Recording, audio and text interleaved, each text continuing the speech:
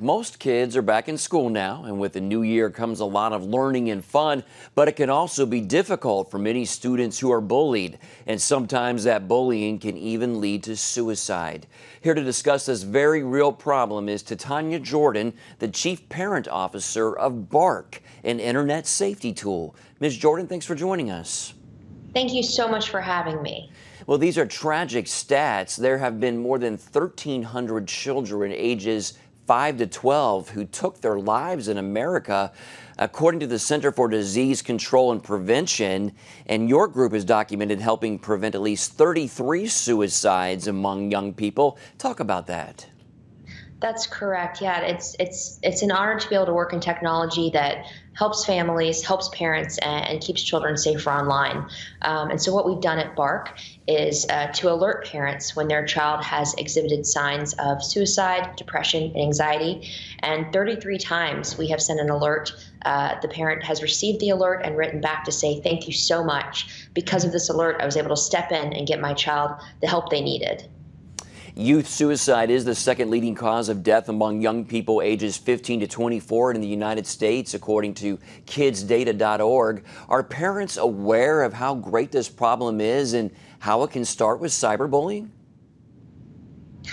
I don't think parents are fully aware until it happens to their child. I think we as a society need to understand that close to 75% of children are experiencing cyberbullying these days. It's just a function of the fact that they all have a device by the time they are 13, basically. And not only are they being cyberbullied, but they're also cyberbullying.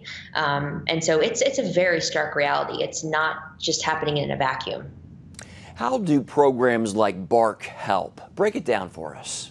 Sure, yeah. So the way Bark works is that you go to www.bark.us, you connect your child's social media accounts, email accounts, texting accounts, and then our artificial intelligence will run in the background to look for those things like cyberbullying, sexual content, thoughts of suicide and depression, potential drug use, online predators, and drug use. And then we will alert parents via text or email when our AI has detected something like that, which is, it's scary. And then we will send parents best recommended next steps for how the heck to deal with this. You say Bark inspires trust between parents and children. How are children included in this process, and why do you think they should be? Absolutely. It's a fine line between parenting, helicopter parenting, and then raising responsible digital natives that can tackle the world on their own when they turn 18. And so what we do at Bark is that we don't give parents full unfettered access to every account and every device because we liken it to the diary analogy. You don't want your parents reading your diary when you're a teenager. That said, we are given these children by God, and we need to raise them right. And so we need to know what's going on in their digital lives so that we can help protect them. And so on that note, we will not give full unfettered access to parents, but we will also alert them when there are things that they need to know so that we can inspire trust between parent and child and honestly encourage conversations. Parents and children need to be talking frequently about what is happening not only in their real life, but in their digital life. If they're playing Fortnite, if they're on Snapchat, you need to be talking about it at the dinner table because that is their real life. All right, Titania Jordan with Bark. We appreciate your insights and commend your efforts. Thank you so much for having me. You bet.